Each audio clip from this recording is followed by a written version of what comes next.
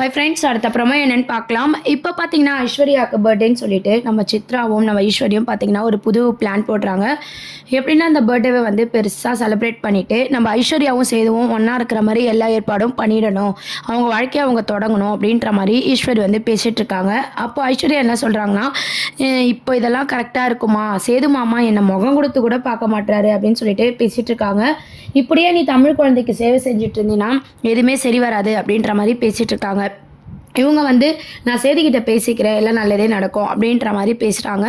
அதுக்கப்புறம் சேதுவை பார்த்து நம்ம சித்ரா நம்ம ஈஸ்வரி எல்லாரும் பார்த்தீங்கன்னா, தமிழ்ச்செல்வி போயிட்டா, இப்போ வந்து ஐஸ்வர்யா தானே பொண்டாட்டிப்பா, அவளை ஒதுக்கி வைக்கிறது நியாயமா அப்படின்ற மாதிரி, உனக்காக அவள் எவ்வளோ பண்ணியிருக்கா, அந்த கொட்டாலெல்லாம் வந்து இருந்திருக்கா, யோசித்து முடிவெடு செய்து அவளுக்கு பர்த்டே, அதுக்கு ஒரு நல்ல பரிசாக இருக்கும் இது அப்படின்ற மாதிரி சொல்கிறாங்க. ஐஸ்வர்யாவுக்கு பர்த்டே அப்படின்னு சொல்லிட்டு உடனே எனக்கும் தெரியும் அத்தை, நான் பார்த்துக்கிறேன் அப்படின்ற மாதிரி நம்ம சேது வந்து சொல்கிறாரு. ஸோ சேது வந்து ஐஸ்வர்யா பர்த்டேவை செலிப்ரேட் பண்ணலாம் அப்படின்ற மாதிரி யோசிக்கிறாரு. என்ன இருந்தாலும் தமிழும் மனசில் வந்து தமிழ் பர்த்டே செலிப்ரேட் பண்ணதெல்லாம் வந்து சேது வந்து யோசிச்சு பார்க்குறாரு. சரி, ஐஸ்வர்யாவுக்கு என்ன பிடிக்கும் தெரிஞ்சுக்கிட்டு ஐஸ்வர்யா சந்தோஷப்படுத்தணும் அப்படின்ற மாதிரி சேது யோசிக்கிறாரு. இன்னொரு தரப்பில் பார்த்தீங்கன்னா நம்ம போஸ் இருக்கார் இல்லையா, நம்ம ஈஸ்வரி பையன், அவரும் வந்து கொஞ்சம் நல்ல சீரியலில் வந்து காட்டவே இல்லை.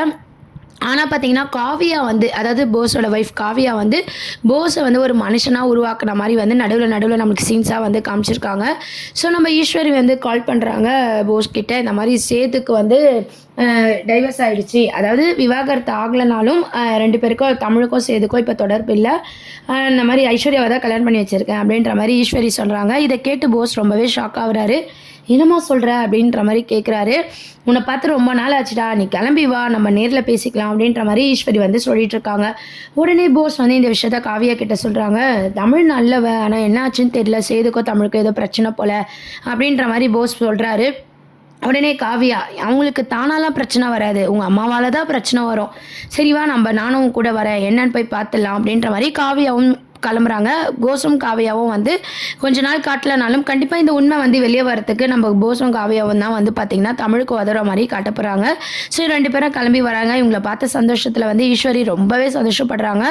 அது மட்டும் இல்லாமல் போஸ்கிட்ட நிறைய சேஞ்சஸ் இருக்குது, நல்லவனாக மாறிட்டான் அப்படின்ற மாதிரி நம்ம சேது ராஜாங்கம் எல்லாருமே வந்து காவியா கிட்ட சொல்லிட்டு இருக்காங்க.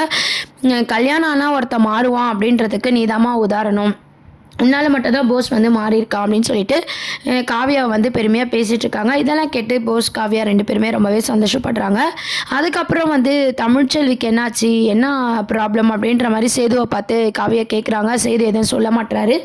அங்கே இருக்கவங்களும் பார்த்திங்கன்னா எதுவும் சரியாக சொல்லலைன்னு சொல்லிட்டு மலர்கிட்டையும் பார்த்திங்கன்னா விசாரிக்கிறாங்க. மலர் வந்து அவங்களுக்கு தெரிஞ்ச விஷயம், இந்த மாதிரி தமிழோட ஃப்ரெண்டு லவ் பண்ண விஷயம், தமிழ் வந்து அவங்க அப்பாவுக்கு கால் பண்ண மாதிரி, தமிழ் இல்லைன்னு சொல்கிறாங்க, இருந்தாலும் அது தமிழ் தான் பண்ணாங்கன்னு சொல்லி சேதுக்கும் தமிழுக்கும் பிரச்சனை நடந்தது. அதுக்கப்புறம் பார்த்தீங்கன்னா ஐஸ்வர்யா பிரச்சனை, ஐஸ்வர்யா காலத்தில் சேது கல்யாணம் பண்ணது, இந்த மாதிரி தமிழுக்கு 2 குழந்தை பிறந்தது அப்படின்னு சொல்லிட்டு காவியாவுக்கு தெரியாத எல்லா விஷயமும் நம்ம மலர் வந்து ஒன்று விடாமல் காவியா கிட்ட சொல்லிட்டு இருக்காங்க.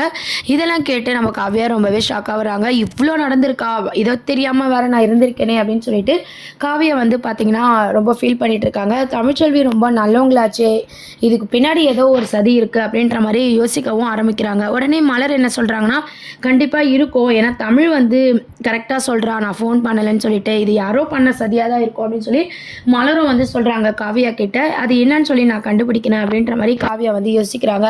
அதுக்கப்புறம் பார்த்தீங்கன்னா கோஸ் கிட்ட வந்து காவியா வந்து பேசுகிறாங்க. உங்கள் அம்மா கூப்பிட்டாங்களே, என்ன விஷயம் போய் கேட்டுட்டு வாங்க அப்படின்னு சொல்லிட்டு உடனே போஸும் பார்த்தீங்கன்னா ஈஸ்வரியை பார்க்க வந்து போகிறாரு. போஸை பார்த்த சந்தோஷத்தில் ஈஸ்வரி வந்து அப்படியே துள்ளி குதிக்கிறாங்க. என் பிள்ளைய பார்த்து எவ்வளோ நாள் ஆச்சு, என்னடா இப்படி மாறிட்ட அப்படின்னு சொல்லிட்டு கேட்குறாங்க. அது மட்டும் இல்லாமல் சித்ராக்கும் பார்த்தீங்கன்னா போஸ் வந்து அடையாளமே தெரியாத அளவுக்கு மாறிட்டானே அப்படின்ற மாதிரி ரெண்டு பேரும் பேசிகிட்டு இருக்காங்க. அம்மா அதெல்லாம் இருக்கட்டும், தமிழ்ச்செல்விக்கும் சேதுக்கும் என்ன ஆச்சு அப்படின்ற மாதிரி போஸ் வந்து கேட்குறாங்க. அதெல்லாம் பெரிய கதை போஸ் அப்படின்னு சொல்லி ஈஸ்வரி வந்து நடந்த எல்லா விஷயத்தையும் பார்த்தீங்கன்னா ஒன்று விடாமல் போஸ் கிட்ட சொல்லிட்டு இருக்காங்க. என்னென்ன விஷயம் அப்படின்னு பார்த்தீங்கன்னா, இந்த மாதிரி வந்து தமிழ் ஃப்ரெண்டு லவ் பண்ணதை நம்ம தமிழுக்கு எதிராக வந்து ஐஸ்வர்யா குரலை மாற்றி பேசி தான் வந்து சேதுக்கும் தமிழுக்கும் பிரச்சனையான விஷயமும் சரி, இதனால் தமிழ் வீட்டை விட்டு போன மாதிரி, அதுக்கப்புறம் குழந்தை பிறந்தது, அப்புறம் ஐஸ்வர்யா கழுத்தில் சேது தாலி கட்டல, அது சித்ரா தான் கட்டினது உட்பட எல்லா விஷயத்தையும் பார்த்தீங்கன்னா நடந்த எல்லாமே இன்ச் பை இன்ச்சாக நம்ம ஈஸ்வரி வந்து அவங்க பையன் போஸ் கிட்ட சொல்லிட்டு இருக்காங்க. இதெல்லாம் கேட்டு போஸ் வந்து ரொம்பவே வந்து இதெல்லாம் தப்பு இல்லையாமா அப்படின்ற மாதிரி கேட்குறாங்க. என்னடா என் பையனா நீ இப்படிலாம் யோசிக்கிற, அந்த தமிழ் உன்னை எவ்வளோ பண்ணியிருப்பா, அவளை பழி வாங்கிறதுக்கு எனக்கு சான்ஸ் கிடச்சிது, நான் பழி வாங்கிட்டேன். ஐஸ்வர்யா தான் இப்போ சேதுவோட பொண்டாட்டி அப்படின்ற மாதிரி சொல்லிட்டு இருக்காங்க. இதெல்லாம் கேட்ட போஸ் வந்து ஒரு மாதிரி அவர் மாறிட்டார் இல்லையா, ஸோ இதெல்லாம் தப்பு அப்படின்ற மாதிரி அவர் சொல்லிட்டாங்க வந்து போயிட்டாரு. இந்த பையன் மாறினாலும் மாறினா இதே வேலை தான் இவனுக்கு அப்படின்ற மாதிரி ஈஸ்வரியை வந்து சொல்லிட்டு இருக்காங்க. அதுக்கப்புறம் இந்த விஷயத்த போஸ் பார்த்தீங்கன்னா காவியா கிட்ட அவங்க அம்மா சொன்ன விஷயத்தெல்லாம் சொல்லிட்டு இருக்காங்க. இந்த மாதிரி குரலை மாற்றி பேசின விஷயம் எல்லா விஷயத்தையும் பார்த்தீங்கன்னா போஸ் வந்து நம்ம காவியா கிட்ட சொன்னதை கேட்டு, அப்போவே நான் சொன்னல இதுக்கு பின்னாடி உங்கள் அம்மா தான் இருப்பாங்கன்ட்டு. ஒரு பொண்ணோட வாழ்க்கையை கெடுக்கிறதுனா உங்கள் அக்காவுக்கும் உங்கள் அம்மாவுக்கும் வேறு வேலையே இல்லையா அப்படின்ற மாதிரி காவியா வந்து கோவப்படுறாங்க. சரி, இது எப்படின்னா ஆதாரப்பூர்வமாக நிரூபித்து நம்ம தமிழ்ச்செல்வி மேலே எந்த தப்புமே இல்லை அப்படின்னு சொல்லி நிரூபிக்கணும்னு சொல்லிட்டு காவியா வந்து மனசுக்குள்ளேயே யோசிக்கிறாங்க. எப்படி இதை நிரூபிக்கலாம் அப்படின்ற மாதிரி அவங்க யோசிக்கிறாங்க. இந்த விஷயத்த நம்ம மலர்கிட்டையும் பார்த்தீங்கன்னா ஷேர் பண்ணுறாங்க.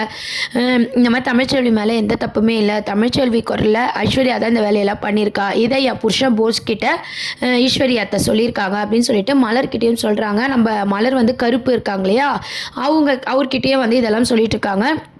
உடனே அவருக்குமே இது வந்து ரொம்பவே ஷாக்கிங்காக இருக்குது. நான் அப்போவே நினச்சேன் மலர், இந்த மாதிரி தமிழ்ச்செல்வி மேலே தப்பு இருக்காது, அது பெரியவங்களுக்கு மரியாதை கொடுக்கும், மாமா ஒரு விஷயத்த தலையிட வேணான்னு சொன்னால் அதை தமிழ்ச்செல்வி கண்டிப்பாக செய்யாது, இதுக்கு பின்னாடி ஒரு சதி இருக்குது நான் சந்தேகப்பட்டேன், ஆனால் அது ஈஸ்வரி தான் காரணமா, எல்லா வேலையும் பண்ணிவிட்டு அவங்க அண்ணன் பொண்ணியை இந்த வீட்டுக்கு கொண்டு வந்துட்டாங்களே அப்படின்ற மாதிரி மலரும் கருப்பு எல்லாருமே வந்து பேசிகிட்டு இருக்காங்க. ஸோ நம்ம மலர் காவியா கருப்பு இவங்களாம் சேர்ந்து ஒரு பிளான் பண்ணுறாங்க. இதை எடுத்துகிட்டு போய் நம்ம சொன்னாலும் யாரும் நம்ப போகிறது கிடையாது, தமிழ்ச்செல்வியை தான் தப்பாக நினைப்பாங்க, நம்ம போய் சொல்கிறோன்னு நினைப்பாங்க.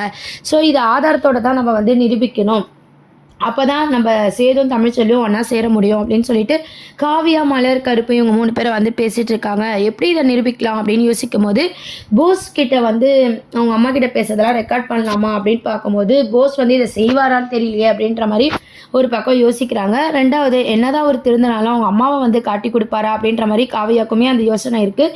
ஆனால் இது ஐஸ்வர்யா வாயில் வெளியே வரணும், அப்போ தான் வந்து எல்லாருமே நம்புவாங்க, நம்ம என்ன காமிச்சாலும் அதெல்லாம் கிராஃபிக்ஸ்ன்னு சொல்லி இவங்க முடிச்சிடுவாங்க, ஸோ ஐஸ்வர்யாவே அவங்க வாயால் ஒத்துக்க வைக்கணும் அப்படின்ற மாதிரி மலர்கிட்ட நம்ம காவியை வந்து ஐடியா சொல்லிட்டு இருக்காங்க. அது எப்படி சாத்தியமாகும் அப்படின்ற மாதிரி கருப்பு மலர் இவங்கெல்லாம் வந்து பேசிகிட்டு இருக்காங்க. இப்போ தானே கண்டுபிடிச்சோம், யோசிப்போம் அப்படின்ற மாதிரி யோசனை பண்ணுறாங்க. ஸோ ஐஸ்வர்யாவுக்கு வந்து ஒரு டேலண்ட் இருக்குது, அது காவியாவுக்குமே தெரியும், அதே மாதிரி மலருக்கும் தெரியும், நம்ம தமிழோட தங்கச்சி தனத்துக்கும் தெரியும். இந்த மாதிரி குரலை மாற்றி பேசுகிறதெல்லாம் வந்து ஐஸ்வர்யா தான் எக்ஸ்பர்ட் அப்படின்னு சொல்லி காவியா எல்லாருக்குமே தெரிஞ்சதுனால இது ஐஸ்வர்யா தான் பண்ணா அப்படின்றத எல்லாருமே கன்ஃபார்ம் பண்ணிட்டாங்க. இது ஆதாரத்தோட ஐஸ்வர்யா வாயிலே வெளியே வரணும் அப்படின்னு சொல்லி காவியா மாஸ்டர் பிளான்லாம் போட்டுட்ருக்காங்க.